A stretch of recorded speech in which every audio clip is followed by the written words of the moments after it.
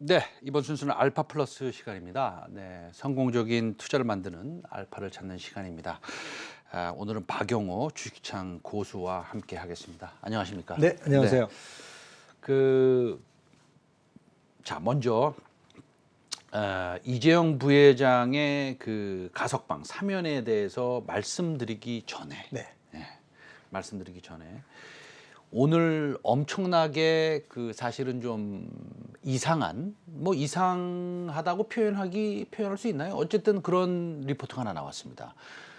CLSA에서 내년에 하이닉스와 삼성전자의 실적 추정치를 엄청나게 내렸습니다.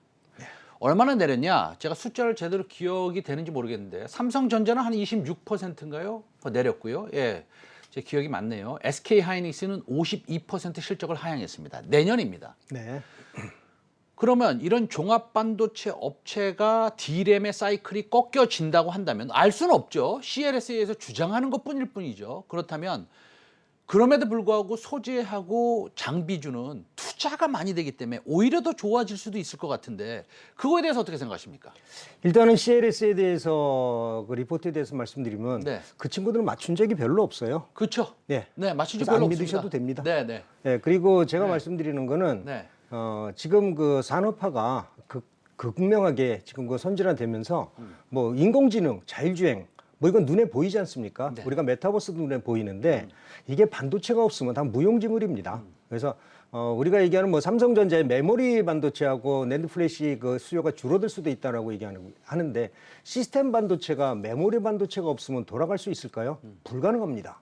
결론은 시스템 반도체가 있어야 인공지능도 되고 다 되는데 이 시스템 반도체는 메모리 반도체가 필수라는 점을 감안해 보면은 CLSA 분석이 저는 틀렸다라고 말씀드릴 수밖에 없을 것 같아요. 네. 그리고 뭐 과거에 사실 맞힌 적 별로 없습니다. 네. 제가 그 말씀 드리려고 그랬는데 우리 박영호 대표께서 먼저 말씀하셨네요. 자, 바로 이제 질문으로 들어가서요. 네. 그 이재용 부회장이 그 가석방 최종 심사 대상에 이제 올랐다고 하는데 지금 아마 회의 열리고 있을 것 같아요. 그렇죠. 지금쯤. 그러면은 반도체 투자가 활성화되고 뭐 또 다른 회사 해외에 있는 뭐 예를 드는 겁니다. NXP 같은 것도 막 사버리고 이러면은 어떤 종목이 수혜가 되겠습니까? 뭐 전부 다 수혜 아닐까요? 빅메모리 반도체 관련된 회사들은? 일단은 몇 가지 수혜 섹터가 이제 있는데 삼성전자가 사실 이제 수직 계열화를 만들어야 될 거예요. 지금 보면은 그 TSMC에 자꾸만 밀린다는 얘기가 나오니까 TSMC를 능가할 수 있는 그 시스템을 만들어줘야 되는데 아마 이번에 그 석방이라든지 이런 것들이 결정이 되면은 아마 그 M&A도 염두를 두고 있을 거고요. 그 다음에 반도체 투자를 더 늘릴 거다라고 생각을 하고 있거든요. 그래서 저는 이제 반도체 투자 장비를 여러분들이 꼭 보셔야 되겠다라고 오늘 말씀드리고 싶은데 그 중에서도 이제 원익 IPS라는 종목을 제가 말씀드리고 싶은 거예요. 혹시 너무 편하시고 네. 너무 당연한 종목 가져오신 건 아닙니까? 아니, 그렇지 않습니다. 네. 공부 많이 했습니다. 근데 대장주기 때문에 그렇죠. 장비주에서 우리가 제일 큰 종목은 어떤 거야? 라고 물어보면 원익 IPS 아닙니까? 원익 IPS죠. 그러니까 네. 원익 IPS가 왜 네. 반도체 대장주이고 앞으로 실적이 지금 2분기 실적이 어닝 서프라이즈가 나왔잖아요. 네. 근데 이게 이제 전초전이라는 얘기예요. 반도체 제조 공정도를 제가 준비를 했는데 혹시 볼 수 있으면 좀 보면 좋겠습니다만은 반도체 제조 공정은 크게 이렇게 한 그 6개 정도로 나누거든요. 웨이퍼 제조 공정, 뭐 웨이퍼 절단하고 그다음에 그 하는 공정하고 산화 공정에서는 열 처리하고 CMP 공정이라고 해서 평탄화 작업을 하고요. 가장 중요한 공정이 뭐냐면은 포토 공정, 식각 공정, 증착 공정인데 아쉽게도 포토 공정 쪽에는 국내 그 반도체 업체들이 장비가 많지 않습니다. 포토 공정에서 제일 유명한 게 우리가 얘기하는 AV 극자외선 장비죠. 이 장비는 뭐 서로들 달라라고 아우성을 치고 있는데 왜 이 장비가 필요할까? 이 장비가 필요하면 다음 장비들은 어떻게 변할까? 우리가 이걸 한번 살펴봐 줘야 되거든요. 여러분들이 아시지만은 24나노에서 18나노 올 때까지 시간이 한 2년, 3년 정도 걸렸거든요. 네.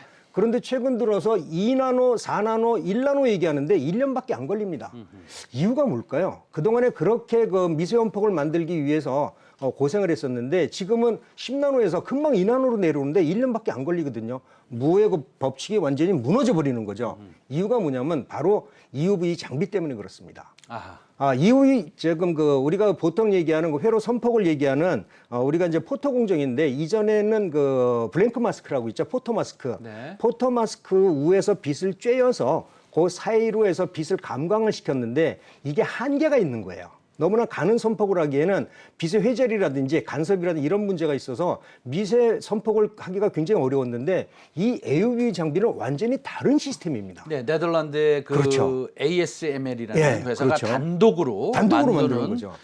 그 노광 장비. 노광 장비죠. 예, 그래서 그 노광 장비가 사실은 상당히 그 기간을 단축시키는군요. 엄청나게 이유가 뭐냐면 이전에는 우리가 포토 마스크에다 빛을 쏴서 밑에서 회로 인식을 했었는데 이러다 보니까 사이 간섭이 굉장히 많죠. 네.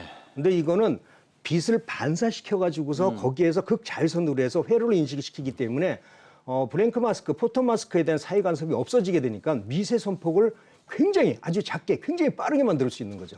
앞으로 노광 네. 장비는 아마 극자외선 장비 아니면 사용을 못하지 않을까라고 생각이 듭니다. 자, 그럼 원익 IPS에 대해서 네. 조금 우리가 좀 더 공부를 좀 해봐야 될 것 그렇죠. 같아요. 예. 자, 이 회사 장비 회사가 이제 우리가 뭐 지금 한번 써보세요. 그러면 50개도 쓸 수 있지 않습니까? 그럼요. 장비 회사를. 굉장히 많죠. 근데 그 중에서 이제 원익 IPS 가지고 오셨잖아요. 네. 그럼 뭐 특이점이 좀 있을 것 같은데. 원익 IPS가 바로 이 미세 선폭 회로의 최고 수혜주라는 점이에요. 미세 선폭 회로를 만들면은 반도체 공정에서 일단 식각 공정 같은 경우도 국내에도 일부 회사가 있지만은 주로 이제 외국 회사들이 많은데 이 증착 공정이라고 그러죠. 우리가 이제 방막 증착이라고 하는데 이 증착 공정은 대한민국 장비 업체들이 세계에서 인류 기술을 다 가지고 있습니다. 그런데 이 증착 기술에서는 두 가지로 크게 나누거든요. 우리가 CVD라고 하는 화학 증착 방법하고 그다음에 ALD라는 원자 증착 방법이 있는데 이 원자 증착 방법이 최근에 들어서 각광을 받고 있는 이유가 회로 선폭이 미세해지고 그다음에 닫힌 기판이 계속 회로가 올라가면서부터는 이 방막 장치가 방막 시스템이 굉장히 미세하고 안정적으로 중요하게 된 거죠. 그래서 이거 ALD를 사용하기 시작을 했는데 이전에 EUV 장비가 생기기 전에는 그저 좋은 장비였었어요. 그랬는데 EUV 장비가 앞으로 들어오고요. 노광 장비는 앞으로 반도체 회사에서는 이 장비 아니면 거의 사용을 못할 거다라고 생각을 하는데 이때 꼭 필요한 게 뭐냐면 ADL 원자 증착 회로 장비입니다. ALD 장비가 사실은 포인트다라고 얘기하시는데, 그렇죠. 근데 이제 사실은 우리가 좀 공부해야 될 게 앞으로 삼성전자가 얼만큼 투자 계획이 있는지를 좀 알면 얼만큼 장비를 갖다가 또 뭐 오더를 낼 건지 수주를 갖다가 낼 건지 이런 것도 좀 알 수 있지 않겠습니까? 삼성전자 투자 계획이 지금 어떻게 돼 있습니까? 삼성전자 투자 계획이 지금 150조 정도 되죠. 근데 가장 중요한 포인트는 과연 실적이 언제 나오느냐가 중요하거든요. 지금 우리가 P3라고 하는 동탄의 제상 캠퍼스에 반도체 공장을 짓고 있는데 이게 올 9월부터 시작을 해가지고서 이제 공장 골조는 다 졌습니다. 반도체 공장이 1층 짓고 2층 짓는데 1층 높이가 우리가 얘기하는 한 6층 높이가 1층이라고 합니다. 1층에 먼저 라인을 깔고 2층에 공사부터 2층에 라인 깔고 이러는데 이 1층에 라인 들어가기 시작하는 게 올 1분기, 그러니까 올이 아니라 2022년도 1분기에 1층에 라인이 들어가기 시작을 합니다. 여기에는 EUV 장비가 들어갈 거고요. EUV 장비에는 이전에 사용하던 방막 장비, CVD 장비를 사용하지 않고요. 그다음에 ALD 장비를 사용을 할 겁니다. 그래서 ALD 장비는 지금 원익 IPS가 가장 기술이 좋고요.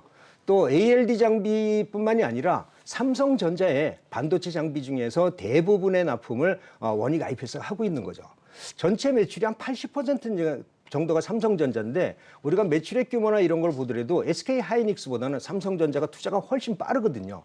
이랬을 때 지금 그동안에 사용하지 않던 많이 납품하지 않던 ALD 장비를 원익 IPS가 삼성전자에 납품하기 시작을 한다면은 올 하반기부터 내년, 후년 150도 투자할 때까지는 이 장비 매출이 엄청나게 늘어난다는 거죠. 여러분들이 생각하시던 이런 어닝 서프라이 정도가 아니라 회사가 완전히 탈바꿈할 수 있는 이러한 시스템이 만들어지고 있는 겁니다. 그래서 원익 IPS는 삼성전자를 제일 큰 거래처로 갖고 있지만 가장 중요한 포인트가 우리가 얘기하는 원자 증착 장비에 대해서 대한민국 최고의 기술을 가지고 있고 삼성전자를 통해서 이 장비를 납품하기 시작한다면은 이번 2분기 실적 어닝 서프라이즈보다는 훨씬 더 좋은 실적이다라고 말씀을 드리고 싶어요. 이런 반도체 장비 사실은 좀 어렵지 않습니까? 그렇죠. 그래서 ALD 원자 증착 장비 우리 박용호 교수께서는 이런 것들을 다른 분들보다 훨씬 더 깊게 아시는 거에 대해서 예. 감탄스럽습니다. 솔직히 말씀드리면. 예. 예. 자, 그러면 IPS, 원익 IPS 뭐 어떻게 사야 돼요? 뭐 바로 사요? 아니면 좀 조정 나오면 살까요? 지금 어떡할까요? 사셔야죠. 아, 그래요? 지금 오르지도 않았습니다. 아, 그렇습니까? 이번에 만약에 아까 얘기하셨던 이재용 부회장의 어떤 석방의 조건이 만들어진다면은 반도체 관련주에 관심이 쏟아질 거고요. 그 중에서도 투자에 대한 관심이 쏟아지면은 장비 업체들 아마 랠리를 벌일 확률이 상당히 높습니다. 이것이 없더라도 원익 IPS는 삼성전자 P3 공장에 올 하반기부터 납품하기 시작하면은 2분기 어닝 서프라이즈보다도 훨씬 더 큰 실적이 나올 확률이 상당히 높고요. ALD 장비 원익 IPS가 답이다. 이렇게 생각을 하면은 원익 IPS 올해 추정 EPS가 4,000원에 4,500원 정도 되거든요. 근데 현재 주가로 따져보면 PR이 한 10 정도? 10, 그 정도밖에 안 됩니다. 10.5배? 네, 그렇죠. 그 정도. 그러면은 예. 만약에 우리가 멀티플 계산 안 하더라도 PER 계산해서 15만 준다고 하더라도 벌써 한 6만 원 정도가 1차 목표가 정도가 되거든요. 6만 원 정도 목표가. 그렇죠. 예. 근데 이거를 PER 6만 원 정도가 되니까 6만 원 정도는 이 회사의 실적이 올해 더 좋아진다는 가정을 하면은 충분히 주고도 남을 회사죠. 그래서 원익 IPS 지금 사셔도 크게 문제가 없을 것 같고요. 1차 목표가 6만 원 정도까지는 충분히 반등이 가능한 종목이다. 이렇게 분석을 한번 해보겠습니다. 사실은 6만 원이 별로 지금 현재가랑 차이가 없는 많지 것 않죠. 같은데, 예, 그러니까 단기적인 목표가겠네요. 그렇죠. 단기적인 목표까지. 알겠습니다. 원익 IPS에 대해서 어떻게 투자를 해야 될지도 말씀을 잘 들었습니다. 지금까지 박용호 주식청 고수와 함께했습니다. 말씀 감사합니다. 네.